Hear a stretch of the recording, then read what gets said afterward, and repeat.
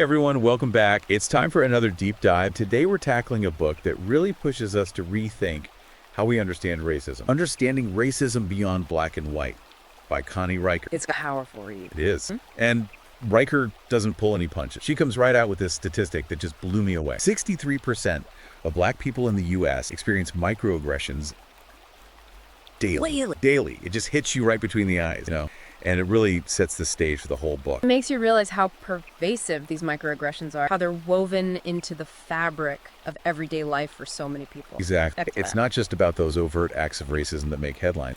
It's about those subtle, often unintentional, but still incredibly harmful acts of discrimination that people face on a regular basis. Things like being asked, where are you really from, just because of your accent? Yeah, or hearing someone say, I don't see color. As if erasing race somehow solves the problem. Right. It's like they're trying to pretend race doesn't exist, which just ignores the whole issue. And then there are those stereotypes that Riker digs into, like the angry black woman trope. Ugh, it's so reductive and dehumanizing. Exactly. It reduces a whole group of people to a single, often negative characteristic. And it reinforces those harmful power dynamics that perpetuate racism. Riker's point is that these they might seem small on the surface, but they have a cumulative effect.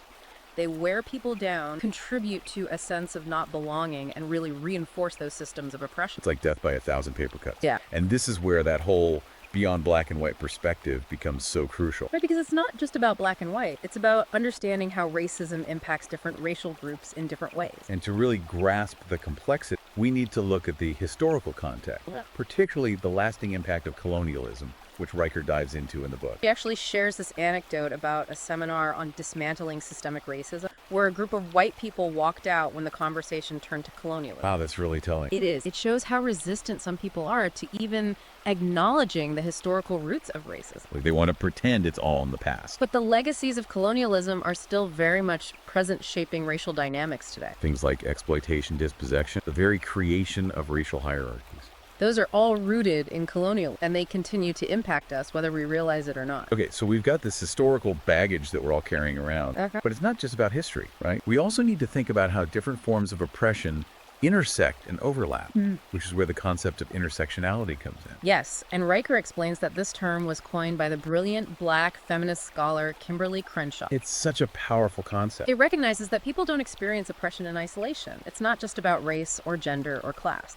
It's about how all these factors intersect and create unique experiences. So it's not just about being black, it's about being a black woman or a black LGBTQ plus individual. Exactly. Each of those identities adds another layer to the experience of racism. And that's something that traditional approaches to combating racism often miss. They tend to focus on single categories rather than recognizing the interconnectedness of different forms of repression. And Riker uses this really powerful example in the book, a transgender woman of color. She's not just facing discrimination because she's a woman or because she's black or because she's transgender. Right, it's all of those things at the same time. Exactly. And that creates a whole different set of challenges that can only be understood through an intersectional lens. So we're talking about layers upon layers of oppression, creating these incredibly complex situations that require a much more nuanced understanding of how racism operates. And that's what Riker is trying to do with this book, to push us beyond those simplistic black and white narratives and grapple with the full complexity of racism. It's definitely a challenge, but it's a necessary one. Absolutely, because if we want to dismantle racism, we need to understand it in all its messy, complicated forms. Now, speaking of complexity, where does feminism fit into all of this? The book has this whole chapter on the power, and I'm guessing also the limitations of white women's feminism. Right. And Riker is very honest about both the contributions and the shortcomings of white women's feminism. So historically speaking, it's been a bit of a mixed bag. Absolutely. There have been incredible strides made in areas like suffrage and reproductive rights, but there have also been blind spots, particularly when it comes to the experiences of women of color. Like failing to fully address the ways racism impacts women's lives. Exactly. And Riker argues that for feminism to be truly effective in the fight against racism, it has to be intersectional at its core. So it's not just about women supporting women in some generic sense. Right. It's about understanding the very different ways that gender and race and all these other factors intersect to create unique experiences of oppression. And it's about centering the voices and experiences of those who are most marginalized. Because their experiences often reveal the cracks in the system, the ways in which our current approaches to feminism aren't enough. So it's about acknowledging that womanhood isn't this monolithic experience. Exactly. And that true solidarity requires recognizing and honoring those differences. It's about building bridges across those differences and working together to dismantle the systems of oppression that impact us all. And that's what Riker is calling for in this book, a more nuanced, more inclusive, more intersectional approach to fighting racism. It's a powerful call to action, and one that I think we all need to be listening to. I agree. This book is a must-read for anyone who wants to understand the complexities of racism and be a part of creating a more just world. Okay, so we've laid out the problem. Racism is this complex web of historical legacies, intersecting identities, and often well-intentioned but ultimately insufficient attempts at solution. Now, the book doesn't leave us hanging with all this heavy analysis. It also offers a call to action. Right? Absolutely. It doesn't just diagnose the problem, it points us towards solutions. And it all starts with education, right? Riker really stresses the importance of moving beyond those surface-level diversity trainings and really grappling with critical race theory with the historical context of racism. It's about challenging our own biases and preconceived notions. So it's not just about being nice or tolerant. It's about actively working to dismantle the systems that perpetuate racism. And that requires a deeper level of engagement, a willingness to get uncomfortable, to learn and unlearn, and to challenge the status quo. It's about moving beyond performative allyship and into genuine action. Exactly. It's about doing the work even when it's hard, even when it challenges our own beliefs and assumptions. And it's about recognizing that this is a lifelong journey, not a destination we arrive at and then check off our list. It's a constant process of learning and growing and challenging ourselves to be better. And that's something we can all be doing, regardless of our background or our level of expertise. Riker believes that everyone has a role to play in dismantling racism, and this book gives us the tools to do just that. It's like we need to deprogram ourselves from all the harmful narratives we've internalized and then reprogram ourselves with a more accurate, more nuanced understanding of racism. Exactly. It's about challenging those ingrained beliefs and assumptions, even the ones we don't realize we have. And Riker really stresses the importance of dialogue in this process, actually sitting down and talking about race with people who might have different perspectives than our own. Because that's where real understanding can happen, when we step outside of our echo chambers and engage with people who challenge our views. But let's be real, those conversations can be really tough. How do we actually do that? How do we have those conversations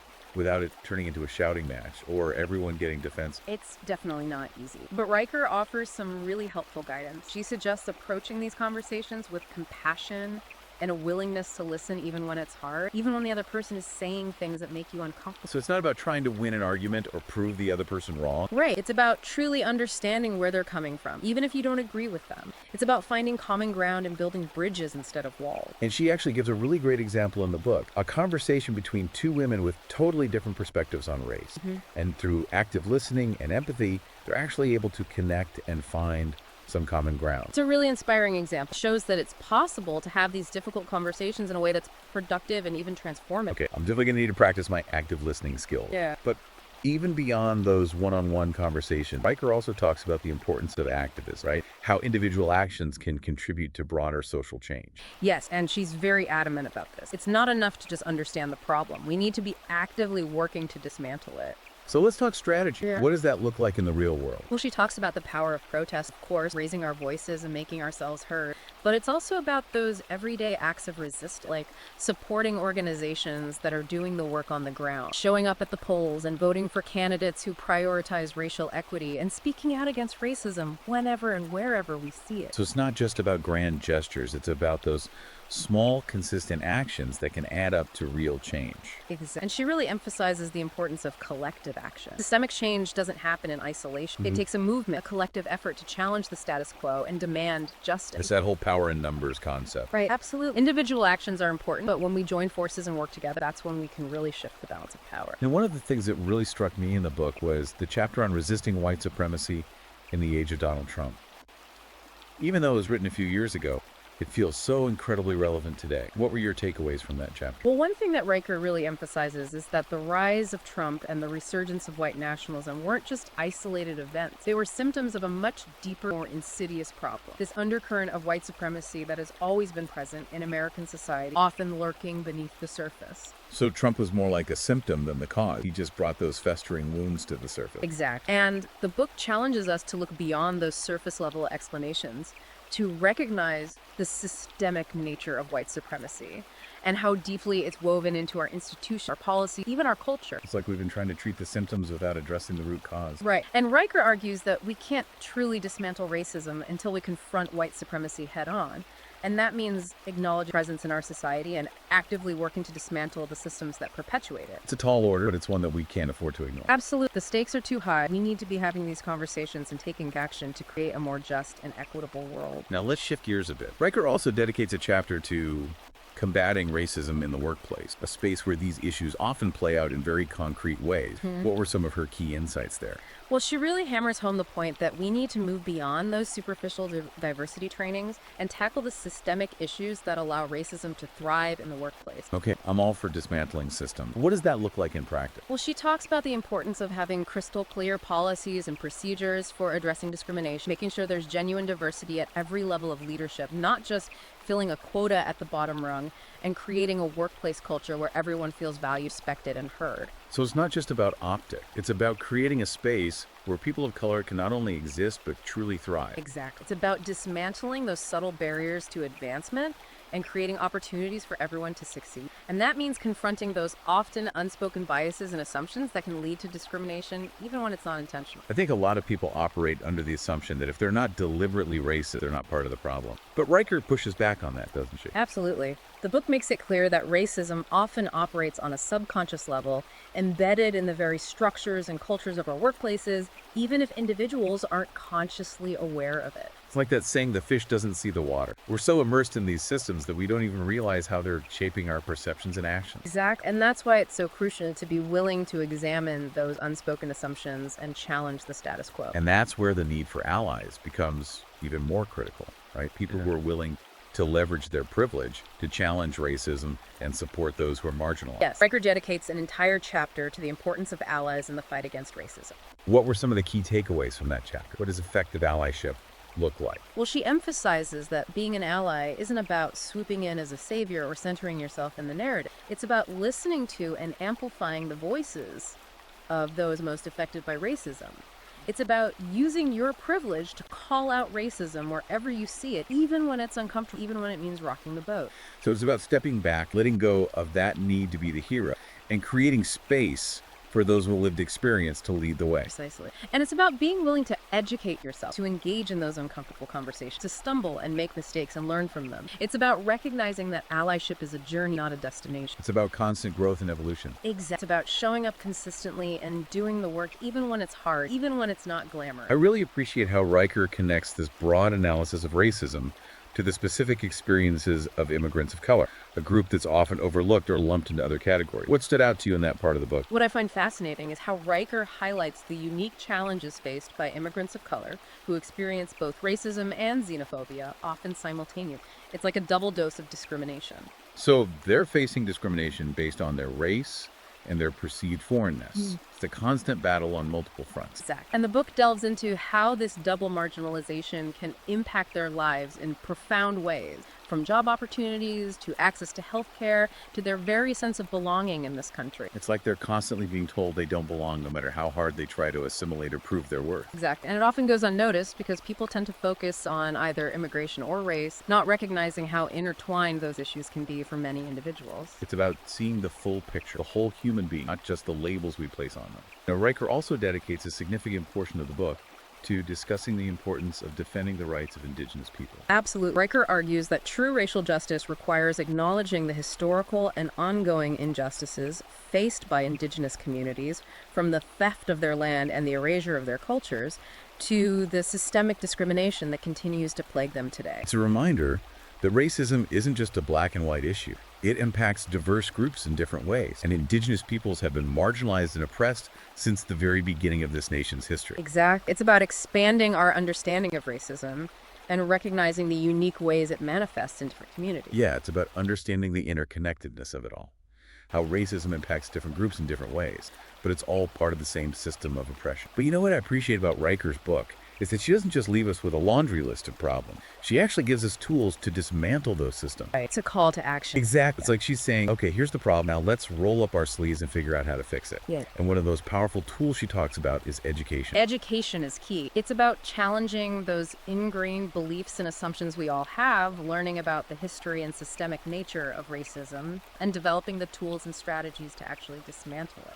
So it's not just about reading a book or two and calling it a day. Right. It's about a fundamental shift in how we understand the world and our place in it. It's about becoming lifelong learners, constantly questioning our assumptions and expanding our knowledge. And Riker emphasizes that this education needs to go beyond traditional settings. Like, what are her examples? Well, she talks about the importance of reading books, of course, but also engaging with documentaries, podcasts, art, even having those difficult conversations with friends and family. It's about seeking out diverse perspectives and challenging our own bias. Exactly. And she argues that this ongoing education is crucial for both individuals and for society as a whole. It's like that saying, education is the most powerful weapon which you can use to change the world. I love that quote. It's so true. And speaking of powerful quotes, Riker has this one in the book that really stuck with me. Justice anywhere is a threat to justice everywhere. Oh, that's a good one. It really drives home the point that we're all interconnected.